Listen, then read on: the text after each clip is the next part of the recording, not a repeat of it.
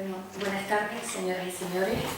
Les doy la bienvenida en nombre de la Asociación Cultural Cruz Santa Cruz, que en colaboración con la Real Sociedad Económica de Amigos del País, la Fundación DISA, que patrocina el evento, y también la cooperación de la Alianza Francesa, está desarrollando un ciclo sobre órdenes religiosas. Hace relativamente poco tiempo y de forma casual, no causal, aclarar, yo leía las crónicas tituladas Le Boyard de Cieux de Berle o Sicanari Calbert, Sénégalais Lambi, escritas en 1695 por Jacques-Joseph de Berle.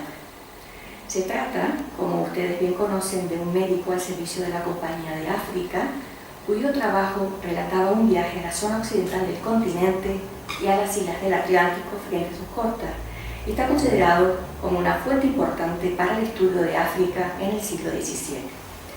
Me resultó muy curioso que mientras leía el texto en relación a Canarias se podía extraer. Estuve 4 veces en el convento de las Madres Bernardinas. En este caso no se refiere a las Bernardas, sino a las Clarisas de Gran Canaria. El padre superior me había dado permiso por instancia de la abadesa. Había algunos franceses, entre otros un parisino que me sirvió como intérprete. Como se encontraban unos enfermos en el convento, no se han olvidado de consultarme y de cuidar de mí. Estos buenos religiosos me cupieron de galletas, mermeladas secas y líquidas, limonada, malvasía y todo tipo de frutas que me enviaban en platos y bandejas de porcelana cubiertos con rosas, claveles, flores de naranjo, jazmines y tuberosas, además de ramos de flores. Yo también les envié algunos que recibieron con gran amabilidad.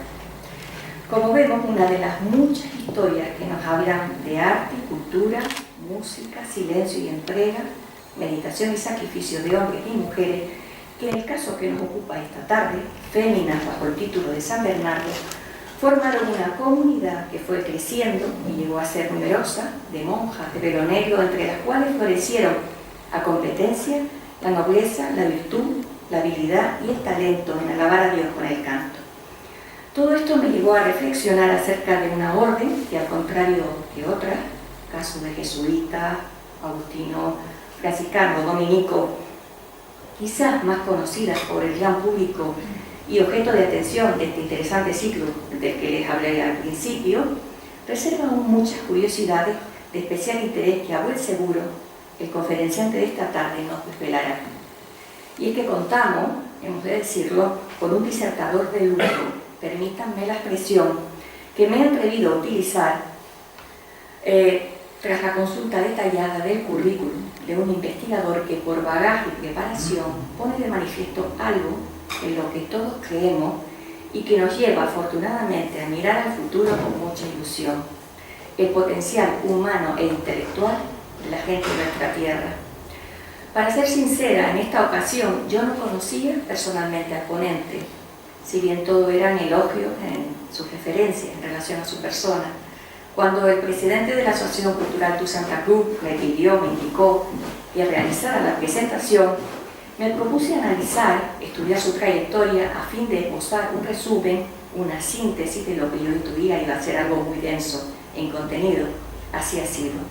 Yo les puedo asegurar que quedé abrumada, y es que cuando uno consulta y maneja documentos curriculares de profesionales tan intensos como el que hoy nos ocupa, caso del profesor Juan Alejandro Lorenzo Lima, que nació en el puerto de la Cruz, el enclave costero que yo siempre digo que mira al Teide con orgullo, con arrobo, y laboralmente se halla muy vinculado con la Orotava, la villa serena, austera, majestuosa y solemne, no se puede sentir sino una sensación de orgullo, como menté al principio, puesto que se comprueba que en la edad temprana, en plena juventud, si me permite con todo respeto la expresión, puesto que lo comparo con la que le habla ya en la edad tardía, se cuente con gente tan privilegiada, en plena dedicación a la enseñanza, al magisterio, a la investigación y a la divulgación, algo que a mi entender asegura el devenir del conocimiento de nuestro patrimonio.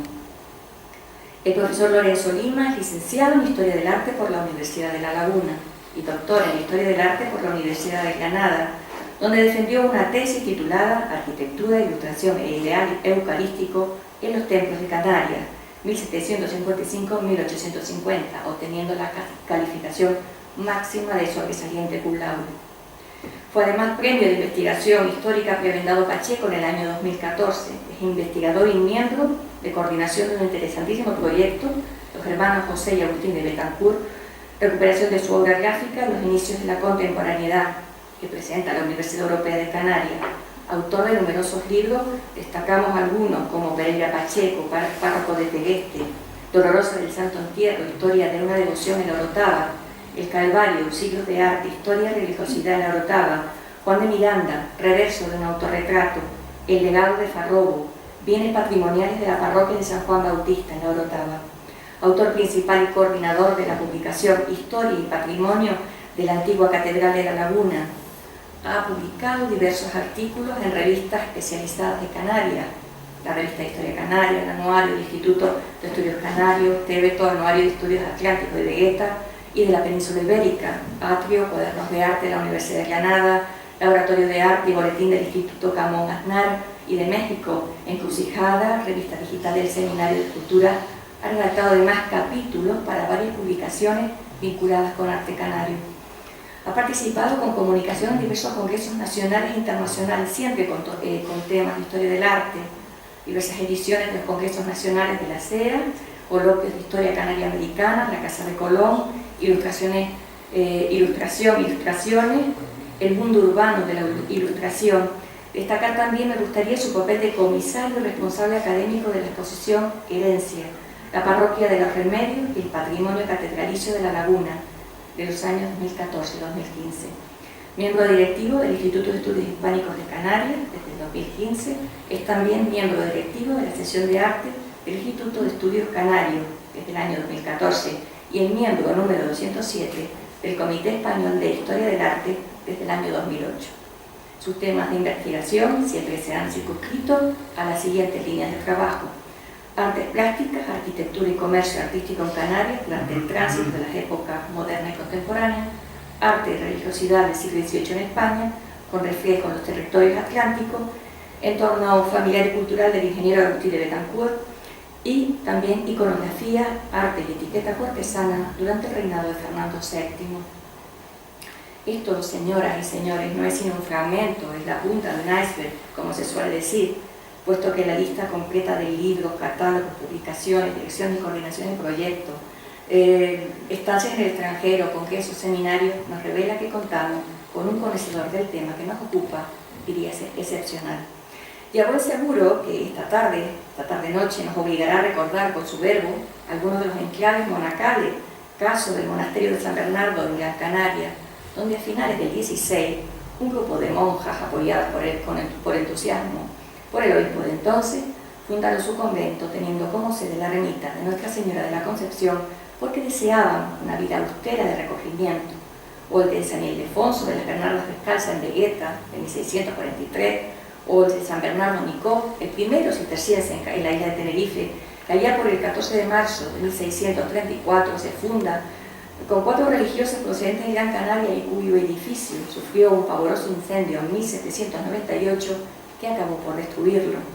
También en Tenerife, en Los Silos, allá por 1649, cuando se funda el monasterio con 8 monjas bernardas, el de San Sebastián, que contó con la ayuda del capitán Sebastián Pérez Enrique y su esposa, algunas de cuyas hijas incluso tomaron voto. Este monasterio, debido a las muchas penurias, recordemos, obligó al obispo García Jiménez a tener que sustentar a las religiosas con su propia renta, acabando por desaparecer. Ya más tardíos en tiempo, pues el San Ildefonso anterior, cuyas monjas han mantenido vivo el espíritu cisterciense, o el de Peña Alta, en La Palma, con 12 monjas que procedentes de Teror se instalaron en la hermosa localidad palmera, donde han vivido en número reducido bajo la norma de clausura. Escuchemos con deleite las explicaciones sobre el cister en Canarias, como a buen seguro había hecho entusiasmado San Bernardo, el doctor de Clairvaux, que dice tenía la boca de miel, porque cautivaba con su palabra, y que fundó allá en el siglo XII la orden. Conozcamos a las monjas bernardas, a sus herederas, ejemplo de doncellas virtuosas, símbolos actuales del germen de otrora, aquellas que antaño tomaron la resolución de encerrarse voluntariamente en unas casillas muy pobres, formando una celda y llevando una vida ascética y ejemplar, según refiere el ilustrado Viere Clavijo. Pero recordemos también su actualidad, su curiosa historia y sobre todo su buena serie Predicamento, donde predomina el silencio, la clausura y el recogimiento. Espiritualidad y arte sacro, en definitiva, de la mano de un profesor cuya trayectoria nos aturde, densa y fructífera, activa y fecunda, e ilusiona al mismo tiempo, ya que pone de manifiesto que estamos en buenas manos, que hay futuro, y que la nueva generación de investigadores se preocupa por indagar y divulgar a modo de coro armónico y monacal nuestro valioso e interesante patrimonio. Muchas gracias, profesor. A una conferencia muy breve, porque ya les contaré que el tema tampoco se presta, como les contaré, a una disertación tan amplia como la que han podido hacer mis compañeros sobre otras órdenes. Y antes de empezar, como es habitual, pues me gustaría agradecer en primer lugar a la Asociación Cultural Tu Santa Cruz la oportunidad que me da de encontrarme hoy aquí para hablarles de una orden religiosa y de al menos 3 conventos que se llegaron a fundar, 3 conventos de clausura en la isla de Tenerife, especialmente a su presidenta, Jesús Pedreira, a otros miembros directivos y muy especialmente a Fátima, que me acaba de presentar, que me quedo un poco abrumado porque parece que está hablando de otra persona. Yo no me siento tan identificado con sus elogios.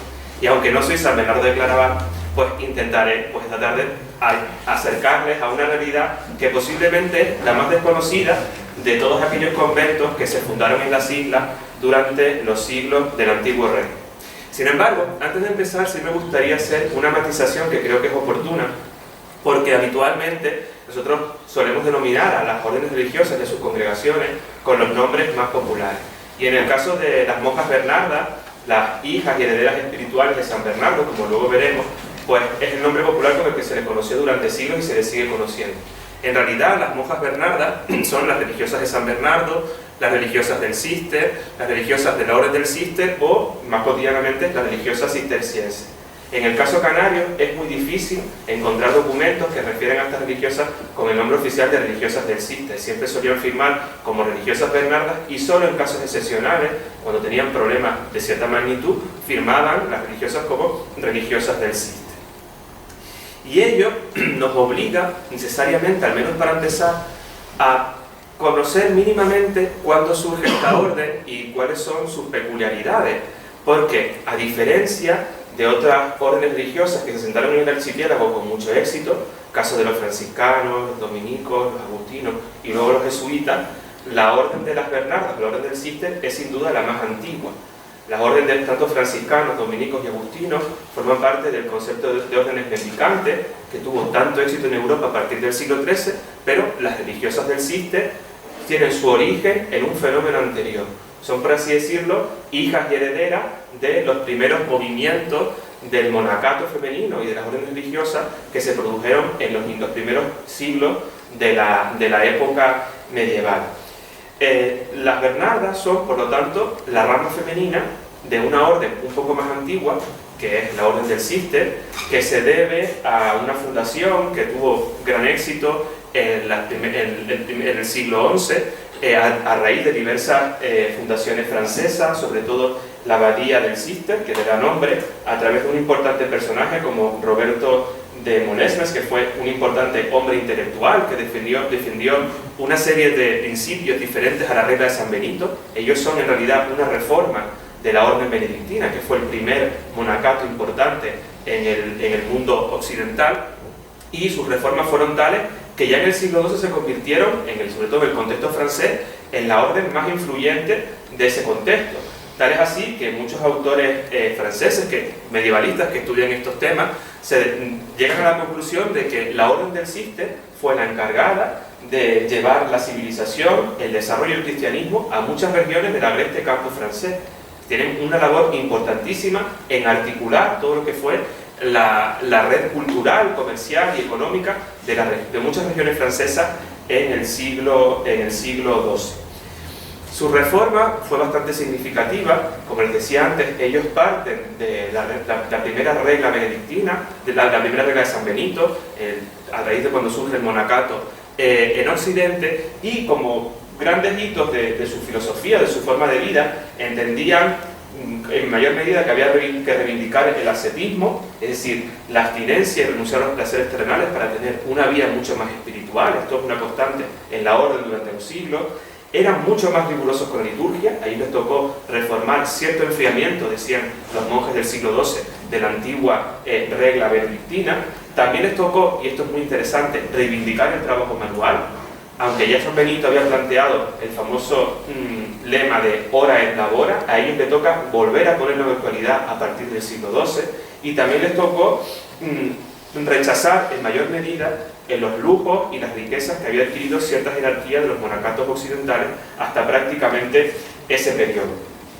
Ellos son, por lo tanto, y no me quiero extender mucho más en esto, producto de una importante renovación eclesiástica en el ámbito del monacato que se produce en el entorno francés y que luego, en fecha muy temprana, va a empezar a difundirse por toda la Europa del momento. Además, es interesante porque, aunque no es el fundador de la orden, sí se reivindica a San Bernardo, luego lo veremos, como padre espiritual de estas primeras comunidades del Cister o de estas primeras comunidades de San Bernardo. Todos los documentos hablan maravillas de San Bernardo de Claraval, que fue abad y fue el líder espiritual de un movimiento dentro de la orden que surgió en esta abadía de Claraval, ¿no? Una abadía francesa. Sí es cierto que tuvo que tener una capacidad de convicción tremenda, porque al final de su vida la orden del Cister tuvo un desarrollo prácticamente inaudito, que, como les decía antes, la convirtió en la orden más poderosa de Europa en su tiempo. Y es interesante porque San Bernardo también resume buena parte de las aspiraciones que van a tener los religiosos cistercienses y las religiosas cistercienses con el paso del tiempo, y parte de su espíritu todavía sigue vivo, como luego veremos en las islas, a raíz de las fundaciones que vamos a estudiar del antiguo régimen y de fundaciones contemporáneas. El Cister se caracterizó siempre, en estos siglos del medievo, por ser una orden eminentemente constructora. Allí donde iban establecían una abadía que era capaz de organizar el territorio y de convertirse en auténticos vehículos económicos. Esto no es nada nuevo, pero el Cister tuvo una mayor capacidad de actuación en estos primeros siglos de existencia, el siglo XII, siglo XIII, hasta la decadencia posterior en el siglo XIV. Esto es un breve mapa. Los puntos verdes, para que se hagan una idea, son grandes fundaciones del Cister, que eran contemporáneas al desarrollo de otras importantes órdenes del mundo románico, como Cluny. Estamos a nivel artístico en el tránsito ya un poco posterior del románico al gótico, y se multiplicaron en gran medida las órdenes. Y estas imágenes ilustran claramente lo que les estoy comentando, ¿no? Eran órdenes que se dedicaban mucho al trabajo en el campo, de alguna manera dinamizar la economía en los entornos donde se inscribían sus fundaciones. Primero eran habitualmente lugares del campo que luego se convertían en procesos de urbanización en ciudades habitados y grandes centros poblacionales. Y aquí estamos viendo una miniatura un poco posterior de Jean Fouquet, un autor posterior, pero que ilustra claramente el espíritu del Cister. Eran grandes predicadores, eran grandes hombres de la cultura, hombres de la reflexión intelectual, hombres de la vida interior, que participaban de las constantes habituales de los monacatos occidentales, pero llevados a un extremo que se había perdido muy concretamente en el siglo XII. Y en el contexto español, simplemente porque es muy conocido, la famosa abadía de Poblet, el famoso monasterio de Poblet, que fue la vía por donde penetró la orden en España ya en torno a 1150, ya hay fundaciones registradas, y a partir de ahí el desarrollo de la orden fue notable en España, en los dominios españoles, tanto el Reino de Castilla como el Reino de Aragón. Esto es una fotografía que nos ilustra cómo a día de hoy todavía sigue latente, en menor medida claro, pero sigue latente el espíritu de la orden del Cister. Si este es el contexto general en el que se inscribe, por así decirlo, la orden masculina, pues la rama femenina no lo tuvo tan fácil. Aunque son a día de hoy quizás más conocidas que los hombres, la rama femenina tuvo, como les digo, muchos problemas, porque no quedó suficientemente claro entre los primeros grandes dirigentes de la orden si era necesario o no tener una rama femenina. Es más, la fundación de las religiosas del Cister, como grupo de mujeres que tienen una vida contemplativa, siguiendo la regla semejante a la de los hombres, no se va a producir hasta los tiempos del que fue tercer gran dirigente de la orden, que es este personaje que vemos aquí, Esteban Harding, que él finalmente tuvo la decisión de destinar y fundar un convento, un monasterio para las mujeres. Y esta que vemos aquí, que es Umbelina, es la primera gran mujer de la orden del Cister, por así decirlo, la primera gran religiosa bernarda. Era familiar de San Bernardo de Claraval y ella se había recluido junto con unas compañeras vinculado a una pequeña abadía con la idea y con la intención de intentar desarrollar una vida semejante a otro monacato femenino. El desarrollo fue tal que en apenas unos años se fundaron muchísimos monasterios. Estos son los primeros. Tar-le-Abad es el primero, en donde vivía Humberina con sus compañeras, y a partir de ahí el desarrollo fue notable.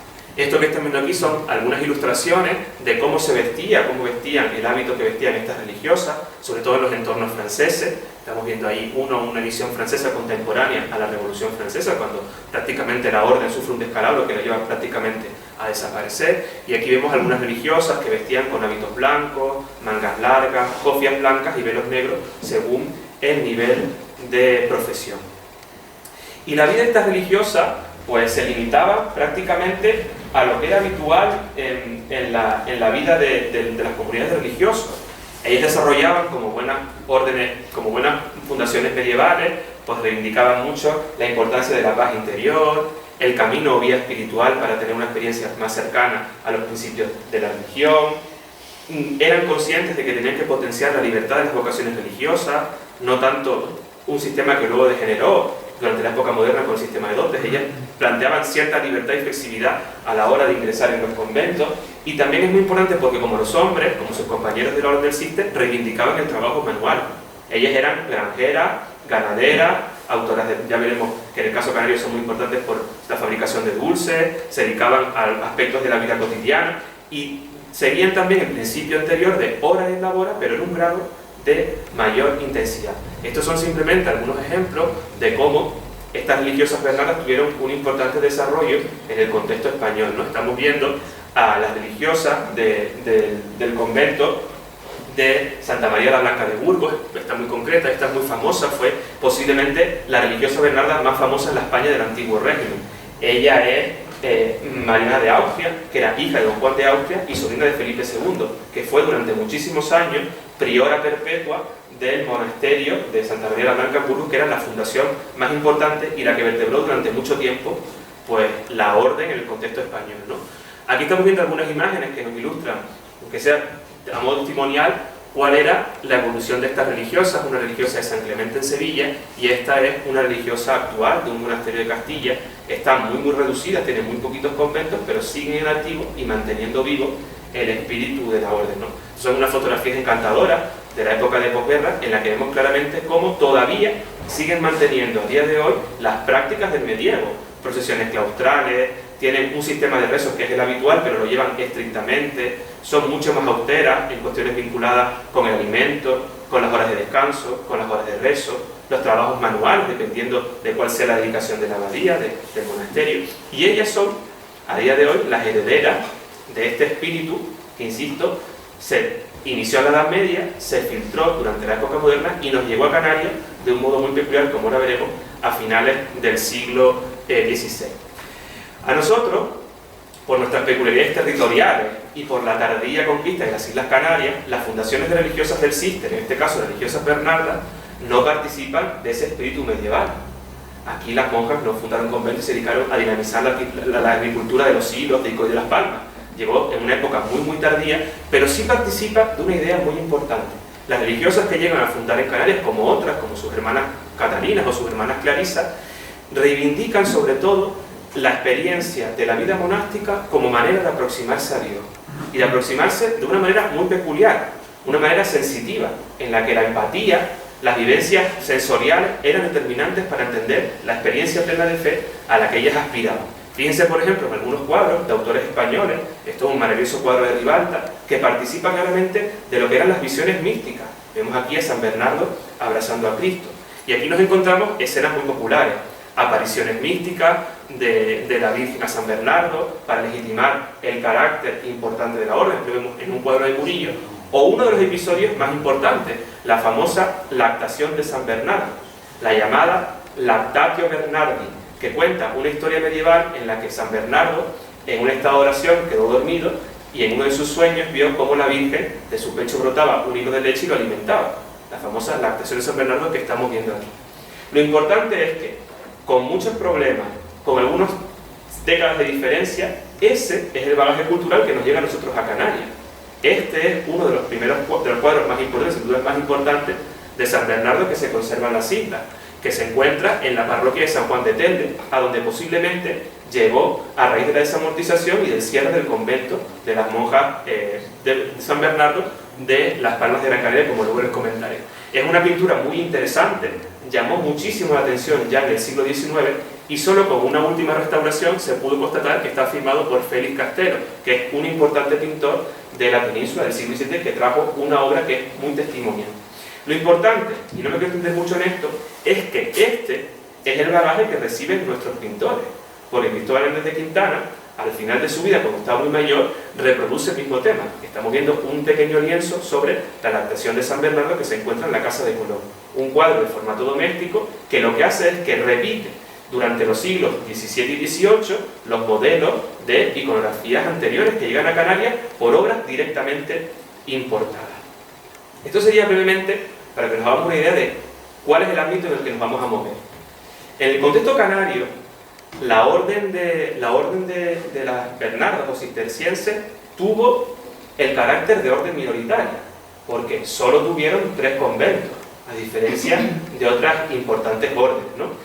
Y por lo tanto, cuando leemos esta frase de Vila y Clavijo, ¿qué nos dice? Estas mismas religiones son las que han tenido más influjo en la doctrina, en la disciplina, en el culto, en las ideas y en los puntos morales y espirituales de la diócesis, pues aplicar las Bernardas a esta realidad es muy difícil, porque su influjo fue muy minoritario. Estaba, como les digo, constreñido a apenas 3 conventos. 3 conventos que además 2 estaban geográficamente muy cercanos, Los Silos e Ico de los Vinos.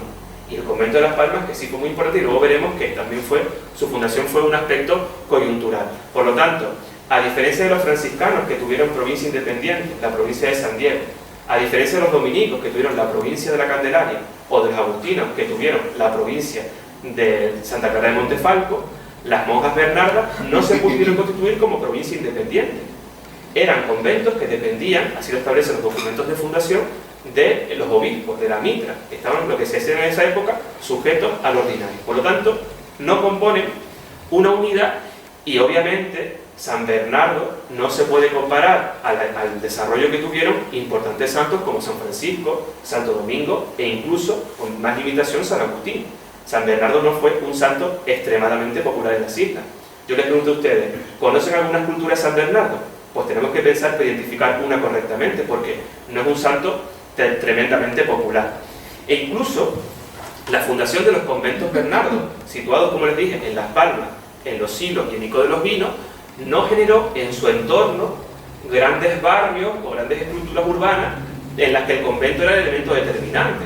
Esto, por ejemplo, es una representación fantástica del siglo XVIII de Santa Cruz de la Palma, en la que podemos ver claramente, en la esquina se ve, en el ámbito superior, el barrio de Santo Domingo en torno al convento, el barrio franciscano. Esto es evidente, el barrio franciscano de Telde, por ejemplo, que sigue en San Francisco, la influencia de una parte oriental de la laguna en torno al convento dominico. Pues si preguntamos nosotros en Ico de los Vinos dónde estaba el convento de San Bernardo, no existe y nadie se acuerda. Y en Las Palmas de Gran Canaria era un convento urbano que estaba muy próximo a otro y no tuvo, por así decirlo, un territorio dado para convertirse en ámbitos de influencia más o menos directa. Por lo tanto, todas estas cuestiones lo que hacen es que limitan claramente el influjo de la orden en las islas. Además, no nos olvidemos, eran conventos femeninos, que al tener vida de clausura y no tener frailes que practicaban constantemente, era todavía mucho más minoritaria la capacidad que tenían de poder, de alguna manera, difundir sus devociones y sus prácticas más significativas. Por ejemplo, en el ámbito canario no conservamos cuadros o testimonios que existieran, que nos transmiten, por ejemplo, la genealogía de Santo Domingo, que está aquí en la laguna, la genealogía franciscana. ¿Qué sabemos en realidad en el ámbito canario de otras devociones bernardas o cistercienses al margen del fundador? Es muy difícil porque, insisto, el predicamento que tuvieron fue tremendamente pobre. Y sobre todo porque, como les decía antes, la conquista de las islas coincide con una época en la que el influjo del cister ya era muy minoritario en Europa. Con la fundación de los franciscanos, los dominicos, sobre todo en el siglo XIII, como grandes órdenes mendicantes, las órdenes anteriores quedaron muy esquilmadas en número de vocaciones y en la influencia de sus conventos. Por lo tanto, cuando se produce la incorporación de las islas a la Corona de Castilla y vienen los primeros frailes, los religiosos del cister no eran terriblemente populares, como tampoco eran ya los premostratenses, los camuldenses, los cartujos y otras serie de órdenes que estaban ya, por así decirlo, en franca decadencia. Era el momento de las órdenes mendicantes. Y como ven en el mapa, que lo tengo marcado con puntos rojos, solo fundaron en 3 sitios. En Las Palmas, aunque es mucho anterior, en 1582 Viera lo plantea como la fecha, luego hablaremos de eso. Nos encontramos también en Icó, donde fundaron en el 34, en Los Silos en el 49, y en La Laguna intentaron fundar en 1643, de la mano de un importante personaje de la familia Valcárcel, intentaron darle el Hospital de San Sebastián como lugar para establecer la fundación, pero finalmente, por una serie de cuestiones vinculadas con el Cabildo, esa idea no fructificó.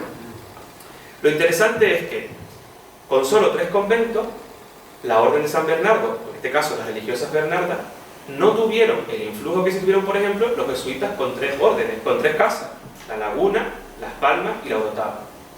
Los jesuitas, debido a su carácter dedicado a la educación y al carácter intelectual, tuvieron mucho mayor predicamento, cuando siempre fueron en número mucho menor que las religiosas de San Bernardo. Y esto nos obliga al menos a recordar otros conventos que también fueron minoritarios, ¿no? En el siglo no se abordan, pero no nos olvidemos que, por ejemplo, las monjas constitucionalistas de Garachico, aunque tienen una dependencia franciscana, son diferentes a las clarisas. Es un convento que tuvo, una orden que tuvo un único convento. También se intentaron establecer otras fundaciones, como el caso de los carmelitas en La Orotava, a finales del siglo XVII, en el entorno de la casa de Franchi, en la ermita de Franchi, que está próxima a estos jardines, que ha desaparecido, no fructificó. Y también en La Laguna se intentaron establecer durante un tiempo los capuchinos, tampoco fructificó, y tampoco tuvo predicamento el establecimiento de los betlemitas en torno a los hospitales de la ciudad de La Laguna. Durante el 18 hay diversos intentos, y uno fue muy cuestionado en tiempos de Carlos III, cuando ya la Ilustración estaba intentando regular el establecimiento de las órdenes. Por lo tanto, las monjas Bernardas participan de este carácter minoritario que les estoy comentando. No me quiero extender mucho más, pero sí me gustaría que al menos también reflexionásemos en, si les he dicho antes que las religiosas de San Bernardo no tuvieron una capacidad de influjo tan importante como otras órdenes, pues teníamos que plantearnos qué pasa, por ejemplo, con San Bernardo, a quienes las religiosas invocan constantemente sus documentos como padre y fundador de la orden, que ya les dije que en realidad fue el que le dio mayor difusión poquitos años después de su establecimiento. En realidad, las representaciones de San Bernardo son minoritarias. Tal es así que cuesta mucho encontrarlas. No es fácil, como les digo, toparse en un templo canario con una representación habitual de San Bernardo. Y cuando sucede esto que existe, tenemos que plantearnos el porqué y dar de alguna otra forma una razón que al menos explique esa circunstancia. Uno de los casos más extraños que he constatado documentalmente es el de esta escultura que se encuentra en la parroquia de San Juan de Arafo, que no sabemos por qué en Arafo, ya a principios del siglo XVIII, hay documentada una escultura de San Bernardo, nada menos que en el altar mayor. Y estuvo allí durante tiempo, hasta que las reformas del siglo XIX prácticamente lo arrinconaron. Es más, ni siquiera hay constancia de que esta escultura, terriblemente transformada y tocada, sea la primitiva, ¿no? Pero lo cierto es que ya, al menos en el siglo XVIII, en Arafo, insisto, sin saber por qué, hay una representación de San Bernardo. En este caso es importante porque les puse, entre comillas, ideas que constantemente repiten los devocionarios. En este caso, San Bernardo está representado como padre fundador, con el pectoral, el báculo y el libro, donde se contiene teóricamente la regla que siguen los religiosos. Más sorprendente es el caso de esta escultura, que ha permanecido totalmente desapercibida hasta hace muy poquitos años. Es una escultura que se encuentra en la parroquia de la Cruz Santa, en Los Realejos, y es otro de esos casos extraños en los que no sabemos qué hace San Bernardo en una ermita en la Cruz Santa, en Los Realejos. Lo más probable es que esta escultura, que sin duda es la más notable de todas las que se conservan en las islas, proceda del convento clarizo de La Orotava, donde sabemos documentalmente que se colocó una escultura de San Bernardo en la década de 1680 en su retablo mayor, ¿no? En este caso es una obra muy interesante que formalmente puede atribuirse a Bernardo Manuel de Silva, que es uno de los escultores más importantes palmeros del siglo XVII. En este caso, como decían las propias religiosas en sus devocionarios, San Bernardo está representado como baluarte de la cruz, ¿no? Una de sus iconografías muy habituales es que siempre aparece abrazado a la cruz, ¿no? Como astil de la cruz. Y otra de sus variantes, también muy famosas, es la de soldado de Cristo, que se repite constantemente y que, como luego veremos, aparece en diversas representaciones de Canarias. Esta idea, ¿no?, de aparecer San Bernardo como un caballero, que parecen esta especie de guantes que eran propios de las armaduras medievales, tiene mucho que ver con su propia biografía, porque los primeros textos hagiográficos que describen la vida de San Bernardo comunicaban que desde chico iba a estar orientado hacia las armas, y él finalmente decidió abandonar la carrera militar y dedicarse a la iglesia. Tal es así que en algunos documentos de la época medieval ya lo describen como un caballero que alienta a los que combaten con Cristo. O sea, que se convirtió en un soldado de Cristo, ¿no? Que es la idea que pone aquí, que repiten constantemente las religiosas. Les decía antes que es tremendamente difícil saber por qué a veces San Bernardo aparece vinculado a algunas representaciones. Esto es un cuadro muy extraño, que se encuentra en la Ermita de las Angustias de Icó de los Vinos, y nos encontramos a la Virgen del Carmen representada con San Bernardo y San Agustín. Es un cuadro canario, por factura se puede entender que es una obra canaria de mediados del siglo XVIII, pero no sabemos qué hace allí San Bernardo y San Agustín. Lo más probable es que tengan vinculación con los conventos que se establecieron en Icó de los Vinos, conventos agustinos y conventos de Bernardo, como luego veremos. Pero insisto, todos son hipótesis que no se han podido establecer claramente. Y más raro todavía es ver a San Bernardo salvando a ánimas del purgatorio, porque es un lugar reservado para importantes devociones como San Francisco, la Virgen, San José, Santo Domingo, San Agustín, pero en este caso San Bernardo no tiene tanto sentido, cuando era un santo terriblemente popular en Canarias en la época en la que Quintana pintó este cuadro de ánimas, posiblemente a finales del XVII o en los primeros años del siglo XVIII. En este caso se podría intuir que la presencia de San Bernardo tiene relación con un importante clérigo de la Laguna que era Bernardo Martín de Fleita, que se había elegido a su santo patrón para representarse aquí, como desveló hace tiempo el compañero Carlos Rodríguez Morales, ¿no? En otros casos, la respuesta parece estar clara. Esto, me imagino que lo conocerán, es el altar mayor de la iglesia del Hospital de Dolores de la Laguna, y vemos que en un lugar preponderante aparece San Bernardo, en una de las calles laterales del retablo.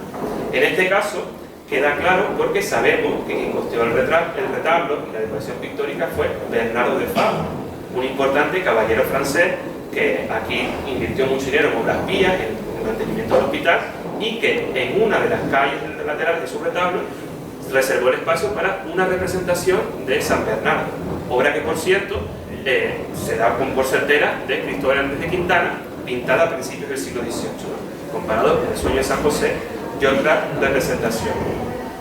Esto que les comento es prácticamente lo habitual, porque buena parte de las representaciones de San Bernardo tienen que ver con comitentes que tienen por nombre Bernardo. Habitualmente ellos se autotitulaban como especiales devotos del santo, y lo que hacen es que introducen la representación de su santo en espacios emblemáticos. Esto que ven aquí es la capilla de la familia Valois, que se encuentra en el Puerto de la Cruz, en la antigua capilla de San Patricio, y los documentos ponen que en los laterales de la capilla se encontraban imágenes ya pedidas de San Bernardo y de San Nicolás, entre otras representaciones, ¿no? En el caso este es bastante evidente, también forma parte de la evolución de la propia familia, que como antiguos irlandeses daban culto a San Patricio, y esta que ven aquí son otros descendientes que siguen llevando el nombre de Bernardo en la familia.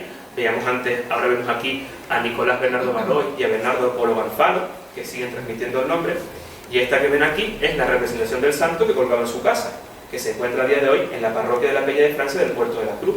Aquí vemos a Bernardo Valois, quien siempre firmaba en algunos documentos como especial devoto de mi santo San Bernardo, ponía él en algunas cartas que mandaba a los curas de la época. Y si se fijan, la composición es semejante a la que años antes había pintado Quintana en el Hospital de los Dolores.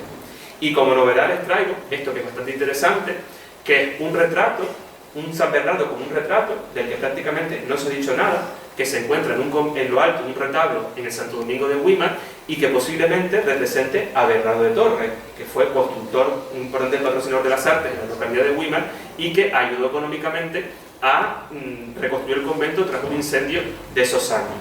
Vemos que es interesante porque en los tres casos la representación es deudora de los modelos de Quintana. Esto indica que se seguía copiando las representaciones, pero que tenían modelos perfectamente establecidos, ¿no? La obra de Fau, la obra de Valois y la obra de Bernardo de Torres, ¿no? Creo que es bastante evidente cómo se repiten las iconografías, y vemos cómo aparece lo que les comentaba antes, Soldado de Cristo, Ácido de la Cruz, la vara vacial, que son las iconografías habituales de San Bernardo. Por lo tanto, no aportan nada significativo que tenga que ver con la evolución distintiva. Y ya, para tampoco cansarme, me gustaría que al menos repasáramos o reparáramos en los que fueron los 3 monasterios del archipiélago que tuvieron un importante predicamento en su tiempo, ¿no? El primero de ellos y los que seguían, pues se basaban en el contexto canario ya durante la época moderna en aspectos que les he comentado. Eran conventos de clausura, donde desarrollaban una vida contemplativa, intramuros del convento, en torno a los claustros, donde existían diversas dependencias para la vida comunitaria. Sería, por lo que plantean los documentos, muy semejante a la reja que podemos ver, por ejemplo, en los conventos de las monjas claras de la Laguna, en las Catalinas o en las Concesionistas de Garachico. Y esto es muy interesante, es un fragmento de la sillería que se construyó en el convento de Las Palmas de Gran Canaria en final del 17 y que se conserva el dibujo gracias a un pleito por la distribución de los asientos y el pago de la sillería. Entonces aquí vemos claramente cómo sería la estructura con doble altura, porque el convento, decía Viera, que a principios del 18 llegó a alcanzar hasta 100 religiosas de velo negro, que eso es una barbaridad de religiosas viviendo en el entorno del convento. Y como seguían la norma establecida por la antigua regla de San Benito, filtrada por San Bernardo, ellas se dedicaban al hora et labora. Y la principal dedicación de las monjas bernardas en las Islas Canarias se limitan básicamente a 2 aspectos fundamentales. En Tenerife, y sobre todo en Licó de los Minas, era un gran centro de producción de seda y tafetán. Constantemente, en las referencias de los documentos aparece, en la Ortada, por ejemplo, pone seda comprada a las monjas de Icó, seda venida de Icó, seda comprada de Icó. Y aquí en la económica, cuando se hicieron los primeros concursos de los fragmentos de seda que para los comercios de la industria, las monjas llegaron a alcanzar hasta un premio, porque ellas tintaban con tintes naturales. O sea que esto demuestra claramente que seguía prácticamente en activo. Y también se dedicaban a los dulces. Son muy famosos, por ejemplo, en el caso de Icó, los documentos lo ponen, ¿no? Las cartas de los señores de Icó decían: y no te olvides de mandarme los dulces de las monjas. Eran muy habituales, eran como grandes reposteras, y dicen que eran grandes maestras del almíbar. O sea que esto demuestra que tenían claramente la costumbre, ¿no?, de hora en la hora. Y también es importante porque, aunque como les digo, no tuvieron una capacidad importantísima de tener unos cultos populares, pues al menos sí potenciaron algunos propios. El caso de San Bernardo, luego veremos varias imágenes que se conservan afortunadamente de los conventos, y también potenciaron, no hay, como en el caso franciscano dominico, devociones propias, ¿no? En el caso dominico hablamos de San Vicente Ferrer, San Tomás de Aquino, Santo Domingo, con el franciscano San Buenaventura, San Pascual Bailón. En el caso de las dominicas, de las Bernardas, no hay inventarios que nos aclaren claramente qué es lo que tenían en sus conventos, pero tampoco hay una unidad de devociones, ¿no? Quizás una de las que tuvieron mayor predicamento en los conventos fue San Juan de Nepomuceno, que era un santo muy popular en el 18 y que en Icó fue muy determinante en su tiempo, ¿no? Y como les decía, el primer convento importante es el convento de las monjas de San Bernardo, que también llamado luego de San Ildefonso, que se situaba en un entorno estratégico del barrio de Vegueta, ¿no? Antes comentaba Fátima en la presentación algunos datos importantes, ¿no? Fue posiblemente, y así lo ponen muchos documentos, el convento más grande que existió en las islas. Al momento de su destrucción se llegan a contabilizar hasta 4 patios diferentes, posiblemente 2 claustros y 2 pequeños patios de servicio. El volumen de celdas que tuvo el convento fue terriblemente amplio, pero sus orígenes fueron terriblemente sencillos. El convento el monasterio tiene su origen en una serie de doncellas que querían desarrollar una vida ejemplar, semejante a la que estaba ya puesta en la Laguna, con las monjas clarisas, en torno a una pequeña ermita que existía en el centro de Las Palmas, en el actual corazón del barrio de Vegueta, dedicada a la Virgen de la Concepción. Tuvieron la suerte de que este deseo de intentar llevar una vida acorde a una vida regular, contemplativa, fue tutelada por un importante confesor, un importante padre benedictino, que era Fray Pedro Basilio de Peñalosa, y posiblemente por el influjo de él, finalmente el convento se decantó por la orden de San Persister o la orden de San Bernardo. Este convento fue muy incipiente al principio, fue terriblemente atacado, como gran parte de la ciudad de Las Palmas, por el ataque de Van der Doe, y ante esa catástrofe las monjas huyeron al campo. Los documentos ponen que abandonaron la ciudad y se refugiaron en el campo. Tras muchos problemas y gracias al apoyo de los obispos de la época, a las rentas del obispado, pues pudieron volver a la clausura al menos en 1609. Este que estamos viendo es la segunda fundación. Ya es un convento perfectamente establecido, con unos límites mucho mayores, que se amplió constantemente y del que prácticamente ya no quedaban testimonios de las primeras religiosas que vinieron a fundar del convento de Dueñas en Sevilla. Sí. Esta es el segundo convento y la segunda época fundacional. El convento situado aquí, en este importante manzano, imagino que lo conocen, en el centro de Vegueta, era una superficie amplísima, ¿no? Les digo que tenía, los documentos al derribo ponen que tenían como 4 patios, 2 grandes y 2 pequeños, un importante volumen de celdas que se iban distribuyendo, que eran bastante notables, e incluso áreas de servicio, que eran también bastante comunes. Este convento fue derribado en 1868, se cerró y se derribó unas décadas más tarde. Y cuando se derribó, el obispado era tan grande que lo dividió en 8 sectores para poder distribuir sus espacios. Uno de ellos lo ocupa a día de hoy el Museo Canario.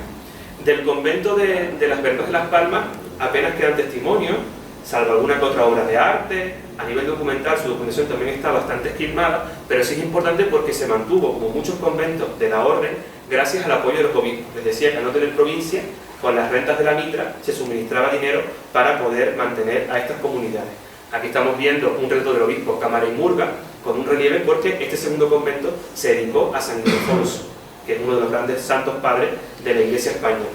Y del convento apenas quedan algunas esculturas que se conservan en la ermita de San Telmo, de la capital de Gran Canaria, que es también parroquia de San Bernardo teóricamente, y aquí vemos las esculturas de San Benito y San Bernardo que se conservan todavía. Son esculturas muy antiguas, del siglo XVII, que prácticamente no se han estudiado y cuyo origen sigue siendo incierto, ¿no? Habría que plantearse qué cronología tienen estas obras, parece que están restofadas con el paso del tiempo, y es importante porque al estar tan cerca del entorno capitular y ser un convento tan importante, las religiosas tuvieron unos privilegios que no tenían otros monasterios. Al estar sometidas al régimen episcopal, pues tuvieron una importancia terrible. Tal es así que en el convento de este convento de Las Palmas se llegaron a leer los sermones más importantes de su tiempo. Este es muy famoso, un sermón de San Ildefonso que predicó Viera y Clavijo en 1786 y cuyo original se conserva aquí en los fondos de la Económica, en el Fondo Rodríguez Gómez. Y sí me gustaría llamar la atención sobre estas dos obras que afortunadamente se han salvado y que son bastante indicativas de cuál fue el desarrollo que tuvo el convento. Este convento sufrió un ligero incendio, dice, lo cantó la Guerripeña y dice, menos mal que no se quemó, lo pone en sus memorias, sufrió un pequeño incendio y a partir de ahí el obispo de la época, Fray Joaquín de Herrera, invirtió mucho dinero y dotó una capilla mayor bastante notable al templo de las monjas Bernardas. Y para él trajo de Madrid, por el documento, estas dos esculturas que han pasado muy desapercibidas. Son esculturas muy interesantes que se conservan a día de hoy en el monasterio de Teror, en la nueva fundación. Y son importantes porque gracias a su estilo se puede entender la renovación que da José Luján Pérez a su escultura. Son obras importantísimas que conectaron a Luján claramente con lo que estaba pasando fuera. Son obras muy importantes. Y también, por curiosidad, se conservan algunos textos muy interesantes de la vida conventual. Ser administrador del convento de las monjas Bernardas era todo un hito en la ciudad de Las Palmas, lo cuentan ellos amablemente, era como casi un honor ser promerizo, ahí lo cuentan, ¿no? Fui nombrado administrador de las revisoras, era como un cargo muy importante. Y también hay algunos testimonios piadosos muy interesantes. Esto que ven aquí es el pequeño niño de las Bernardas, que se conserva todavía en la ermita de San Telmo de Las Palmas, ¿no? Tiene bastante predicamento. El segundo convento, no me quiero extender mucho, se ubica aquí, en esta plaza céntrica de Icó de los Vinos. Era un convento con cierto interés, que fue fundado, los documentos que plantean su fundación se remontan a 1600, una dotación económica de una importante familia de apellido Alfonso. Luego fue la familia Alfonso Gallego, que tuvieron una relación bastante tempestuosa con las monjas. Durante 30 años la fundación prácticamente no se pudo desarrollar porque había una serie de trabas, los obispos no lo impulsaban y finalmente el obispo Cámara y Murga decide fundar el convento. Y las monjas, como planteaba antes Fátima, entran en clausura finalmente en mayo de 1634. Vienen 4 religiosas de Las Palmas a fundar el convento de Icó, con la idea de que las hijas de Icó, de las familias más acomodadas de Icó, pudiesen pagar su dotación y entrasen en el convento. El convento ocupaba esta zona de la céntrica plaza de la iglesia de San Marcos. Tal es así que, como les decía antes, el convento se incendió a finales de la década de los 90 del siglo XVIII, y los documentos de la parroquia dicen que tuvieron que tocar rebato porque el fuego del convento estuvo a punto de pasarse a los techos de la iglesia. Estaban terriblemente pegados, ¿no? El convento se estableció en un primer momento en un pequeño hospitalito que existía allí, con la condición de que las monjas pagasen a perpetuidad la dotación de pobres del hospital. El hospital se trasladó y ellos ocuparon el lugar del hospital. Y el incendio del convento de Icó fue un terrible problema, porque nada más incendiarse, las monjas tuvieron que huir claramente de él, y tuvo muchísimos problemas. Incluso buena parte de su patrimonio, que pudo salvarse las llamas, empezó a ser desperdigado por otros templos. Esto que ven aquí es posiblemente la imagen de San Bernardo, que se conserva en un precario estado de conservación en el Museo de Icó, y ellos también eran muy determinantes en las funciones del Jueves Santo, al Cristo de la Humildad y Paciencia, muy importantes en Icó. Pero como les decía, el incendio les obligó a dispersarse por la ciudad, ¿no? Icó sufrió a finales del 18 dos importantes incendios. El primero fue el de las monjas y el segundo fue el de nueve casas en la altura de la Pila. La plaza de la Pila, que se encuentra muy cerquita de la actual parroquia, también sufrió un incendio, y la reconstrucción de estas casas tenía que ser contemporánea a la reconstrucción del convento, ¿no? Esta es la famosa casa del hacendado Lorenzo Cáceres, y uno de esta familia, don Nicolás Lorenzo Cáceres, fue quien más defendió la reconstrucción del convento. Tal es así que durante casi varios años estuvo luchando para que se construyese el convento. Incluso ya en los años 20, 30 años después del incendio, siguen con la idea de intentar reconstruir el convento, que nunca se pudo reconstruir. Las monjas primero se refugiaron aquí, en el Hospital del Patrocinio, y los documentos ponen que en una noche, con alevosía, abandonaron la estrechez del hospital y aparecieron en Garachico. Le tocaron a las concesionistas y se metieron a la fuerza en el convento de las monjas concesionistas. Esto es uno de los asuntos más interesantes de la vida monacal a finales del Antiguo Régimen, porque las disputas entre bernardas y concesionistas por vivir en el convento fueron terribles. Luchaban por el capellán, por las dotaciones, por las fiestas. Es muy interesante, es un pleito que está por estudiar, la documentación histórica, y es interesantísima. Se quejan hasta de comer los pucheros a deshora. Unas la comían a las 12, otras a las 12:30, compartían cocinas, compartían celdas, incluso estuvieron a punto de dividir el convento en dos, medio convento para las bernardas y medio convento para las concesionistas. Tal es así que en un arrebato, el obispo, ya cansado, finalmente obliga a que se marchen del convento, de las monjas concesionistas, o a habituarse a la regla de los concesionistas, y finalmente el convento se desintegra porque no había posibilidad de reconstruirlo. Y así terminó la historia de las bernardas de Icó, que, como les digo, eran las mejores reposteras, las mejores hederas y las monjas más insumisas que vivieron en Canarias a finales del siglo XVIII. Y ya para terminar, el último convento que se fundó, lo comentamos antes, es el de San Bernardo de los Silos, el convento de San Sebastián, que afortunadamente y milagrosamente el edificio se mantiene en pie. Ha sido objeto de una restauración en las últimas décadas, se le han añadido algunas obras, y es muy importante porque era un convento muy pobre en un lugar muy pobre. El convento, como antes comentaba Fátima, se debe a la fundación de un importante matrimonio, Sebastián Pérez Enríquez y su mujer, Luisa Francisca Montañés, ya en 1649. El convento se fundó con la idea de que sus hijas profesaran en él y viviesen en él. Pero claro, al desarrollarse en un lugar con tan pocos recursos económicos, no admitían a religiosas de grandes dotaciones en dotes, no tenían grandes recursos en capellanía, y ya en tiempos de García Jiménez, también lo comentaba Fátima, pues las monjas pedían que el obispo les diese limosnas para poder mantenerse, porque estuvieron a punto de cerrar el convento. Y durante el siglo XVIII, creo que es uno de los documentos más tristes que he encontrado en mi vida de investigador, hay una carta en la que la religiosa, creo que de los años 40, dice poco menos que, por amor a Dios, pide al obispo Juan Francisco Guillén que les mande dinero porque no tenían ni siquiera para comer. Incluso iban a tirar de las alhajas de la sacristía para poder mantener la comunidad. El convento se desarrolló en un contexto de penuria extrema, porque, insisto, el éxito de estas fundaciones también radicaba en dotaciones económicas. Las familias que pagaban los dotes de las hijas secundarias y terceras, las que no podían casarse, iban a vivir al monasterio, y eso les garantizaba una estabilidad económica a la fundación, ¿no? Es un convento muy sencillo, como ven, apenas al exterior es un espacio, bueno, buena parte de los conventos de laguna, de grandes muros de mampuesto, cubiertas de teja, muy poquitos elementos de cantería. Esta es la facha lateral que da la parroquia, ven algunos elementos de cantería, muy simple, y suponemos que el convento de Icó sería muy similar, porque algunos documentos lo relacionan en el siglo XVIII. Y milagrosamente, de este convento que sigue en pie, se conserva esta escultura que ven aquí, que es la escultura de San Bernardo, que se recuperó hace muy poquitos años, estuvo durante mucho tiempo abandonada en la parroquia, se ha restaurado y ahora se conserva en la iglesia propia de San Bernardo, que es un barrio que todavía recuerda la presencia de las religiosas allí, ¿no? El barrio de las Canteras se llama ahora Barrio San Bernardo, y esta es su escultura que, como les digo, hace muy poquitos años se recupera, ¿no? Aquí vemos las facciones del santo. Bueno, la escultura está muy repintada porque ha sufrido muchos problemas, pero bueno, por lo menos se conserva. Y para terminar, simplemente me queda decirles que con la desamortización desapareció el convento de Las Palmas, desapareció el convento de Icó antes en el incendio, y el de los Silos tenía, por así decirlo, la crónica de la muerte anunciada. Prácticamente desaparecieron. Pero afortunadamente el espíritu del Cister sigue vivo, porque curiosamente la religiosa que solo tuvieron 3 conventos y uno muy pobre es a día de hoy la que mantiene 2 conventos.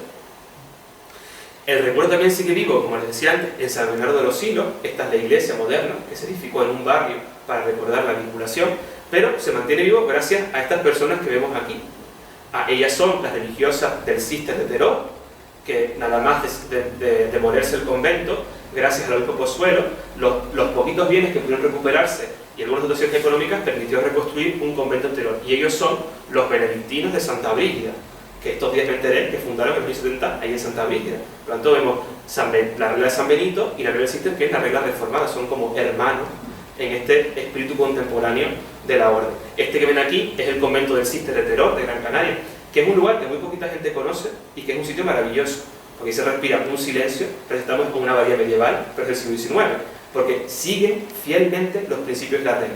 Y esta es su iglesia, una iglesia de carácter decimonónica, pero fíjense que en la capilla mayor es muy interesante, están las esculturas que les comentaba antes, que ellas recuperaron gracias al Pozuelo para legitimar las antiguas devociones, ¿no? Y ellas, como buenas monjas cistercienses, se dedican a día de hoy a la repostería. Mi consejo es que coman dulces de las monjas de Teror, que son maravillosos. Y ya por último, pues el último convento que también comentaba Fátima es el del Cister de Breña Alta, que se encuentra aquí, que es una fundación de los años 40, gracias a Fray Albino y unas religiosas que se trasladaron desde Teror a vivir a La Palma, y ellas también continúan con la costumbre de los dulces. Cuando vayan a La Palma, pues también es bueno, dentro de la importante dedicación a estas cuestiones del mundo de La Palma, pues las religiosas participan bastante. Bueno, pues por eso termino.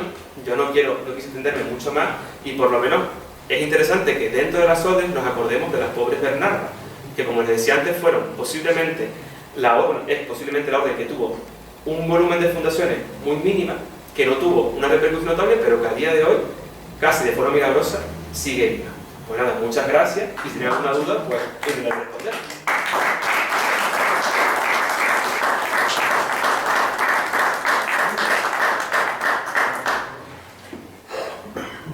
Sí. Fotos de icono no hay nada, ¿no? No hay nada, prácticamente nada, porque incluso en el incendio de las monjas, lo que pasa es que no me quiero extender, a finales del antiguo régimen, ya la época viene incluso, es un poco, maquilla un poco las circunstancias. Cuando Viera describe los conventos, posiblemente también alude a ellos en un término más elocuente, ¿no? Dice, el de Rotava es el Escorial de Canarias, describe, tiene hasta de 100 religiosas, cuando de las instituciones religiosas 30 años antes. Los conventos ya estaban prácticamente en decadencia, no tenemos que leer los capítulos de las órdenes. Yo que he estudiado mucho los de la Rotava, cuando van a reunirse a la Rotava, los franciscanos prácticamente no acuden en masa ya, es una cosa que está muy decadente. Y en la crisis del antiguo régimen se produjeron 3 importantes desafíos. Uno fue el incendio de las monjas Bernardas de Icó, otro fue el incendio de la Rotava en 1801 de San Lorenzo, y el segundo fue el incendio del convento del Ralejo Bajo. Los franciscanos los franciscanos fueron tan insumisos que construyeron el convento sin oír la prohibición del obispo. Y los agustinos del Ralejo Bajo decían poco menos que construyeron porque sus vecinos lo habían reconstruido. Pero las pobres Bernardas se quedaron sin posibilidad de reconstruirlo. Y una de las cuestiones que plantea el obispo cuando se plantea el reconstruirlo dice: no lo podemos levantar cuando pasa el tiempo, dice, porque la gente está olvidando cómo era el convento y ni siquiera quedan dibujos. O sea que ya, si en el 18 no los encontraba, a día de hoy es muy difícil. Pero por las descripciones que se han hecho, se pueden prácticamente reconstruir. Pues digo, los techos daban prácticamente a la iglesia. Y también los conventos eran estructuras que iban creciendo en función de necesidades, ¿no? Cuando había mucha densidad de población, pues se evitaba un claustro y celdas a su alrededor, ¿no? Es decir, los conventos de la Laguna es evidente, ¿no? En las Planas y las Catalinas son constantes reconstrucciones sobre salas que tienen diversos usos, ¿no? Es muy difícil. Pero era un convento muy importante el de Icó, ¿no? Y sobre todo porque era el único de clausura que existía en el pueblo. Entonces todas las hijas de familias importantes de Icó acabaron profesando allí, ¿no? E incluso tuvo muchas repercusiones. La familia Hurtado de Mendoza, que es la familia que fundó la Capilla de los Dolores, tenía una vinculación extrema con ellos, algunos patronatos, porque la familia de Alfonso Gallegos intentó desentenderse del patronato, hubo mucho pleito allí. E incluso es muy bonito porque cuando lees la documentación de esa época, yo investigo más esa época, pues, por ejemplo, algunos clérigos de Icó que están diciendo decían: yo coloco esta escultura, en un caso muy concreto, coloco esta escultura en el hospital porque si algún día se reconstruye el convento, el santo baja al convento, que es el San Museo que está en la iglesia del Patrocinio. Entonces, todavía siguen constantemente aludiendo a la idea. E incluso cuando ya era inviable, 30 años después, cuando tienen renta, seguían con la idea de queremos reconstruir el convento, y nunca. Porque además les interesaba para legitimar la importancia de Icó como cabeza del partido de la ONU. Estaban en lucha intestina con Garachico para ver qué pueblo es hegemónico para dominar la influencia política, y el convento era necesario para mantener un orden establecido.